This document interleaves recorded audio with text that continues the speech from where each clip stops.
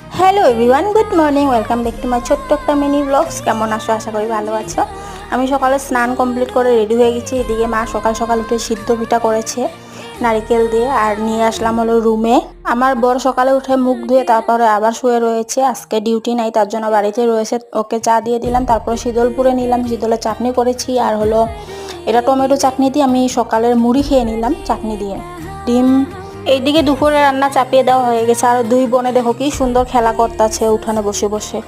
এখন আমরা লাঞ্চ করব। এখানে ওদের জন্য তরকারি বেড়ে তুললাম বাটিয়ে বাটিয়ে, তারপরে আমরা খেতে বসে পড়েছি। রুটি খেলাম আজকে। তারপরে বিকালে হলো চাঁদের উপরে যাচ্ছি, কাপড়গুলো শুকিয়ে গেছে। আমি একবার উপর থেকে কাপড়গুলো ভাঁজ করে তারপরে নেমে আসলাম নিচে। যেদিন আমার বর বাড়িতে থাকে, ডিউটি না থাকে, সেদিন ওকে ভালো মন্দ কিছু বানিয়ে খাওয়াতে হয়। তার জন্য আজকে সন্ধ্যার সময় বসে পড়েছি হলো ব্রেড নিয়ে, ব্রেড চপ করব আলু দিয়ে। সো এখানে ব্রেড ভাজছি আমরা। তো চলো আজ তাহলে আসি, আবার দেখা হবে কাল।